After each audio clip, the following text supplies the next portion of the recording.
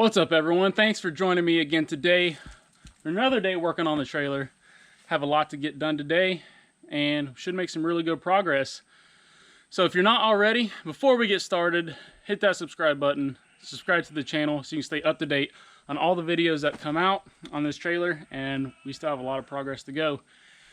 So first thing we're going to tackle is getting the shock mounts on there and getting those right, and then we can move on to the bumper. So let's get to it. So these holes right here are the original shock mount, and the original ones that were on here when we pulled the trailer out were cut off at the top, and I know why. So this is the replacement mount, and if we hold this up here and try to match holes, we can't.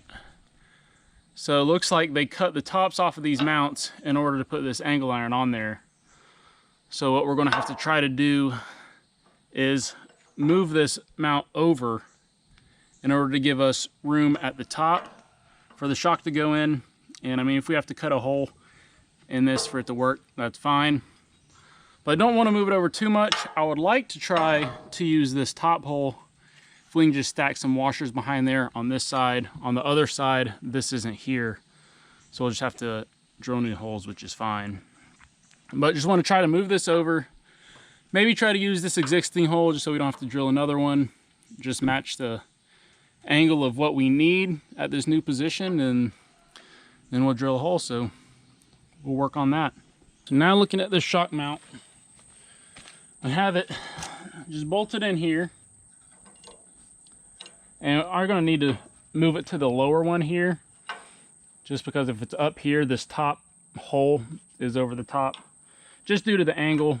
So I just took this rod long enough to stick through to get an idea, and just put the end of it down on the stud where that shock eye is going to go through. Just got it, you know, pretty straight, as straight as we can.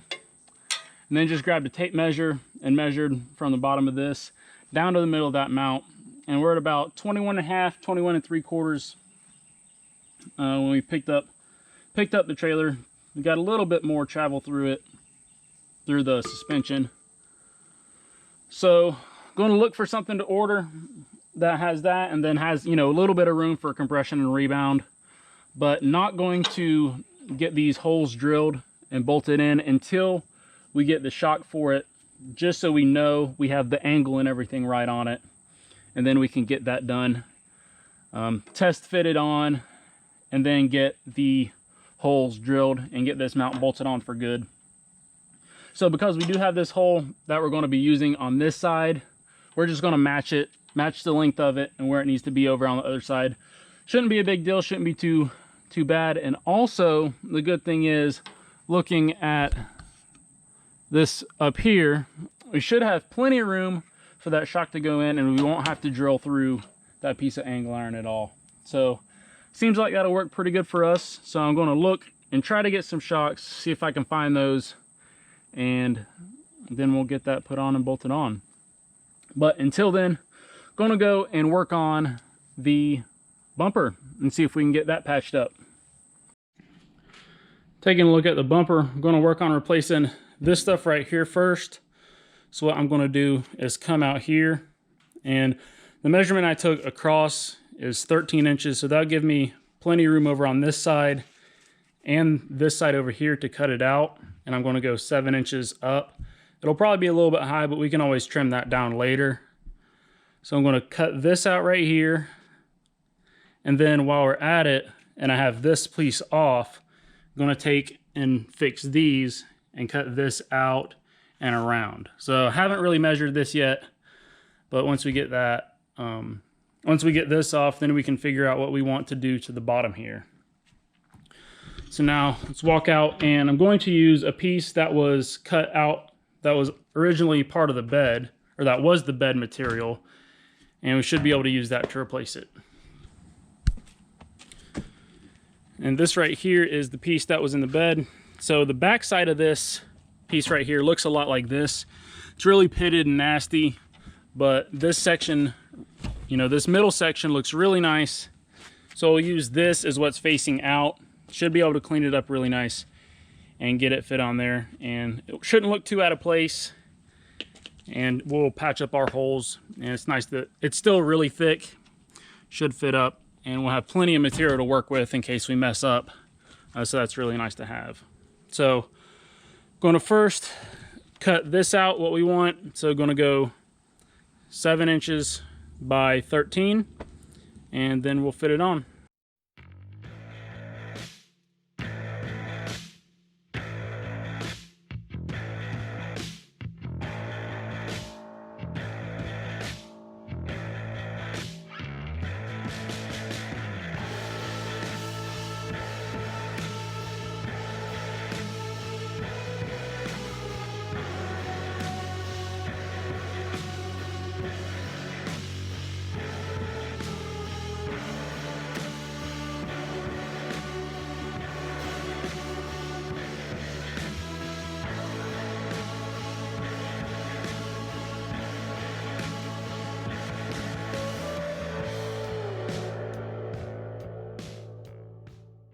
Now that I have this piece cut out, I'm going to set it on here. I'm just going to tack it down along the sides, and then we'll take the grinder and we'll take and come in here and cut in at about a 45-degree angle. That way we can take off a little bit of each of the material, and so once we have this cut out, then it really should just slide back in and fit pretty flush, and then we can make any adjustments that we need to from there. But should fit really nice. But after we get this cut out, then we're going to cut this out.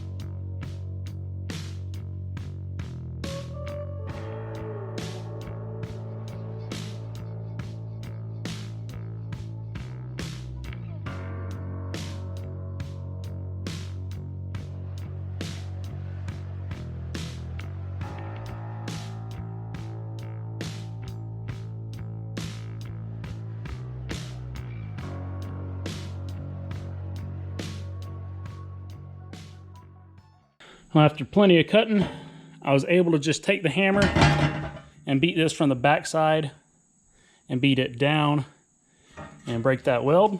So we have that piece off. And let's just take a look and see how this guy fits.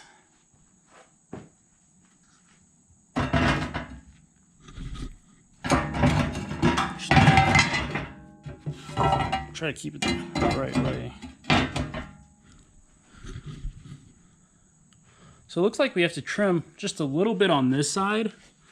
Yeah, you have to trim that just a tad, but you can see how well that fits back in there.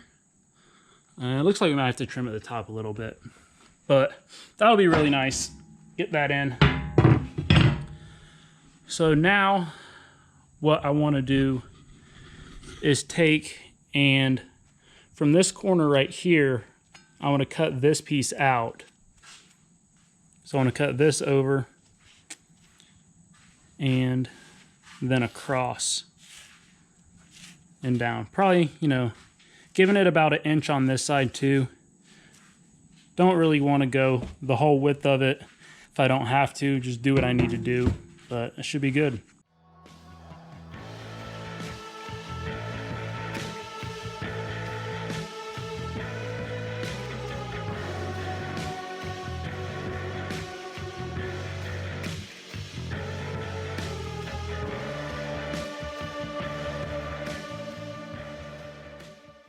And this whole section is now cut out.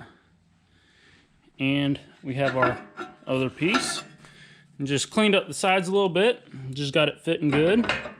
So now if we throw this in here, you can see that gives us a pretty good fit. For the most part, the gaps are pretty small. And that should be nothing too bad to weld up. We should be able to get it to fit just right. So I'm just going to grab the welder, get all these edges held up as evenly as I can and tack it down and work from there.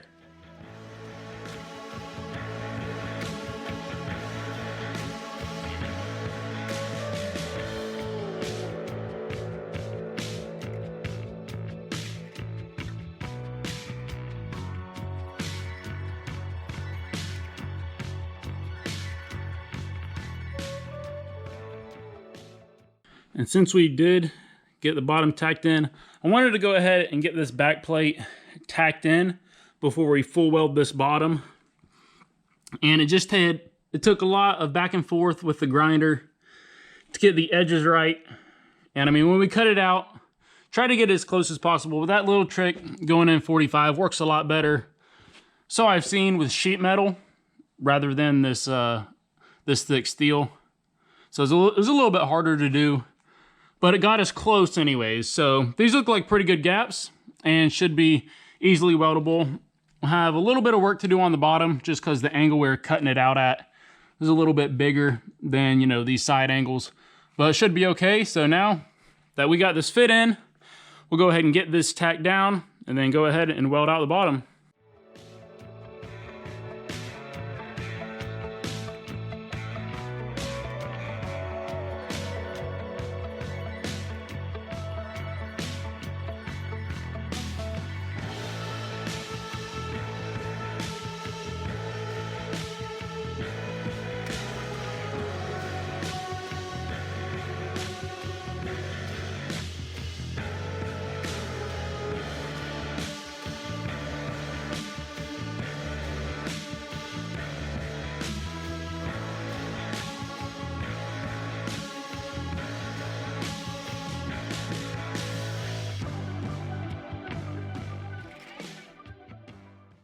This is the finished weld on the bottom piece, so it doesn't look too bad. So I'll be able to just grind this down, and after I grind it down, be able to see any kind of holes I might need to fill. But it looks pretty good. I think it should grind down pretty well. So now, just going to go ahead and weld out this top piece, so the sides and the bottom, and then we can take a look after that.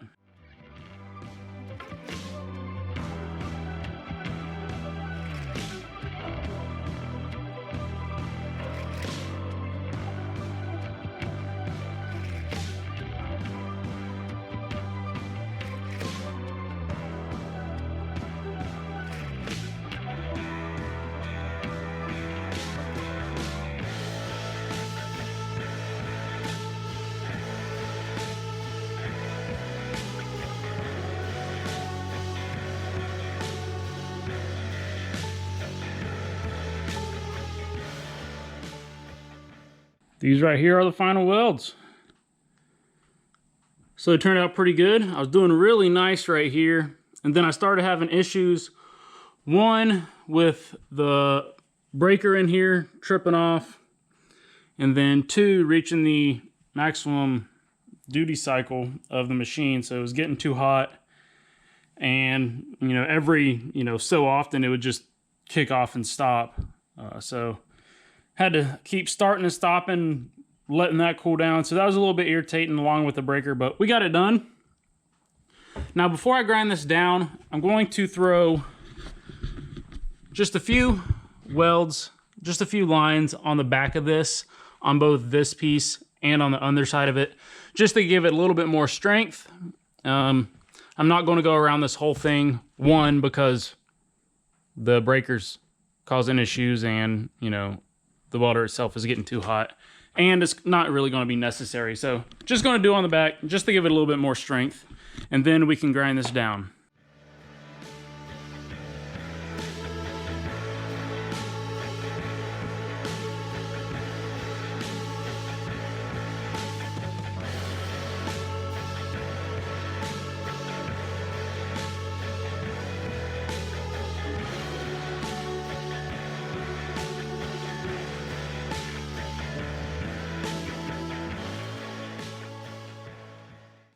This is our final product. So welds are all ground down, smoothed out, and it's not going to be perfect just because this stuff is already, pitted so much. Like up here, basically impossible to line it up, but it should all look fine with the paint on it. Down here, same thing, with it being pitted. It's hard to get it super smooth, but I think that'll just kind of help all this stuff kind of blend in as well, is it's not just, you know, flat and clean. But I think it turned out really nicely. Now that we have this done, we can move on to this hole. Now on this one, I'm still not exactly sure how I'm going to do this. I don't know if I want to just try to cut this out and put in a patch like I did last time, or what I might do just to start out and see how it goes is try to get this cleaned out as much as possible and then just try to fill it in with a weld and then just smooth that weld down. Because if that doesn't work, then I can always just do like I did over here. And I don't know about just cutting out a section in here, but maybe, you know, cut out the top section or something like that. But I think I might do that, just try to get a wire wheel to it, clean that up as much as possible, and then just try and go easy on it and fill it in with a weld and see how that goes. So I'm going to get at that, try to fill it in, and then I'll show you what happens after I'm done with that. And if I have to try to patch it, then I will keep you updated. This is what I did end up doing on this guy. So I think that'll work just fine. I mean, it's not perfect, but it's not going to be. But what I did do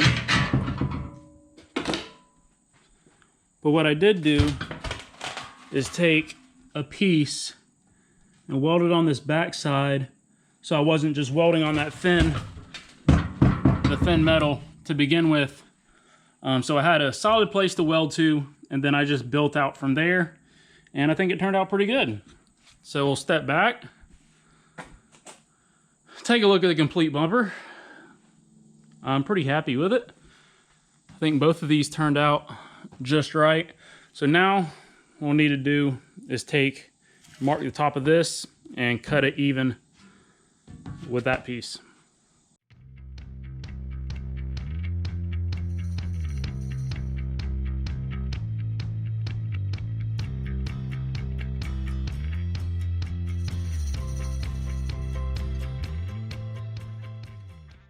We got this piece all trimmed up, looking really nice. And the good thing is it doesn't have to be perfectly straight because none of the rest of it is. We'll probably have to do some fitting and, you know, cleaning this up later once we get to go working on the bed. Not worried about that now or what we may have to do, but these turned out fantastic. Got it all trimmed. So now we're going to go out and put the jack on the trailer. So I'll be looking forward to getting that on there, so we'll be one step closer to getting the trailer off of jack stands for good. So after the jack, all we have to do is get the shocks on it, and then it'll be sitting under its own weight off of jack stands, and we should be good to go. So let's head out. And here's the jack that we have. New to me, so it'll work perfectly, and I like that it is hinged. So normally we do have, you know, on generally all your trailers, you're going to have the jack up at the front on the tongue here. But in this instance, this is too big in order to fit right here. So one, the thickness of this is off. So we'll take a look down the side here. You can see how much bigger it is. So it'd look weird if even if we had a plate over top of this to sandwich it, and just in order to get it to fit. You can see you have the handle up here, and that would just look stupid, to be honest. So we do have a good spot right here. We'll put it on the driver's side so you don't have to walk around the trailer to get to it. So this will be the perfect spot. Should fit right up here, right at the edge, and it'll give us a really good spot to put this. And it should still look pretty good right there. So we'll get this held up and marked and start drilling holes. So we have it held up. Now I'm going to try and stay off the top here, so just going to use this bottom or the middle hole there and the middle hole here. So we'll get those drilled out, and then we can get those bolted in and mark up the bottoms so it's not so much of a pain to hold, because that is kind of heavy.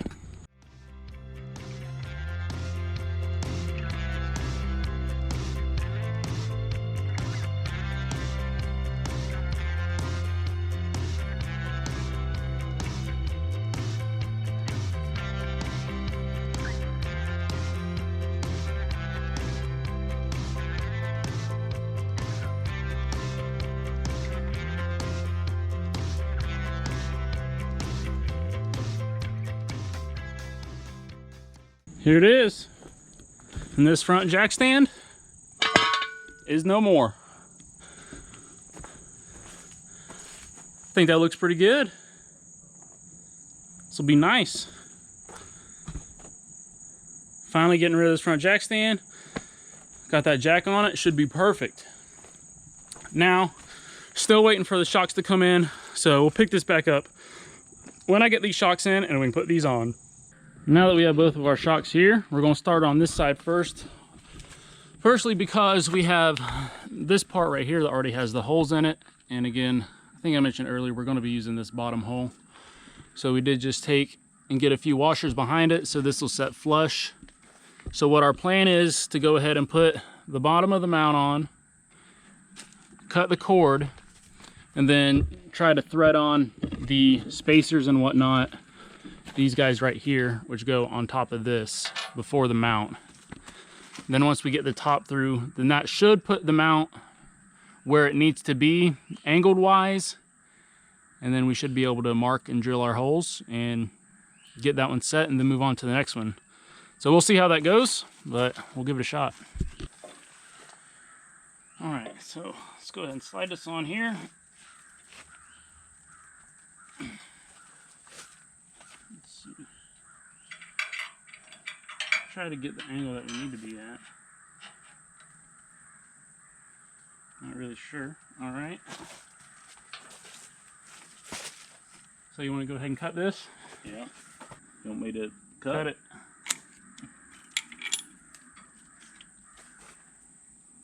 There you go. That's what I was thinking right there, exactly. There we go. So now, that's right there. We can take a look at this. This right here. So this right here is the position it wants to rest at. So if we move it, it rotates itself back to that position.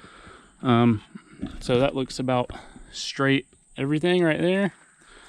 Actually, yeah, as it sits on its own, it kind of rotates up some, but we will pull it down just a little bit to straighten out how this bracket right here is sitting on the rubber bushing. So, and we should have clearance enough to get the nut on the top. So we'll pull it down and get these marked where we want it to be and drill those out. All right, now that we have these bolts in there, drilled out, bolted in and tight, we're just going to compress the shock again because we did have to pull it out in order to drill those. Slide it in, let her go. Actually, that doesn't go right there. Now we need our second rubber piece on the top. Must have fell down. But we'll put our second rubber piece on the top and then the nut, and then we'll be good to go. Got it. Oh, there we go. So now we need to compress it a little bit. Pull it down some. So right there. Now we have that on the top. Where's our nut? And then we'll put the nut on top and we'll be good to go. Here's the final piece on this side. I'm really happy with how it turned out, especially because we have clearance from this bracket right here. We didn't have to cut into it. We didn't have to mess with it any. And then we were still able to get this mount put in a really good spot and seem to have a really good angle on this shock. Should work out just fine. Now we're going to be doing it a little bit different on this side because we don't have the holes over here that are already in there to go off of. So what we did, you can see we have a little mark here. We just took the bolt pattern from that other side and took a tape measure and measured off of it. So we're going 1.5 inches over from this to this point, and then 3/8 of an inch down, which will be right about the top corner of this mark here. We'll pre-drill a hole there, fit our bracket with one bolt just like we did last time, and kind of go about the same route.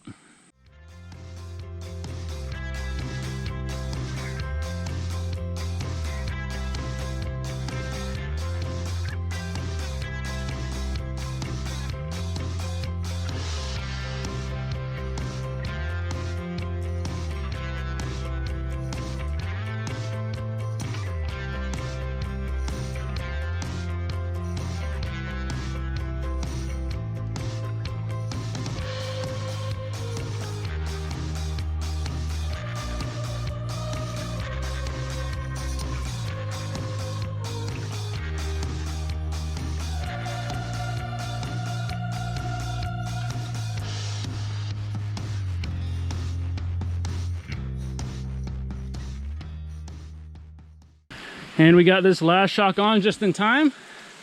You may be able to see it starting to rain. But these look fantastic. They are perfect. Perfect.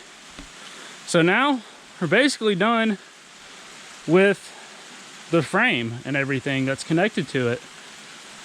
So we can just get the wheels back on, get those mounted, tightened down, and we'll be ready to move on. So we've gotten a lot done in this one. A lot of progress. Really happy with how we've gotten to this point so far. Got the entire suspension, rear end, everything under it. Whew. Those shocks mounted. It looks great with the shocks on. I know it's probably a little bit overkill for a trailer, but I wanted it to be as it would have been original, with the whole rear end setup and everything, with the leaf springs and the shocks. I'm glad it's back to this point. But now, next thing we have to do is, as you can see, the bumper's not on here. We have to get the bumper sandblasted and painted, and then we can move on to the body parts. So that's gonna be it for this one. Next one, we'll be getting the bumper sandblasted, painted, and then starting on the body panels. So thanks for watching. Like the video, subscribe to the channel. I appreciate you watching. We'll see you.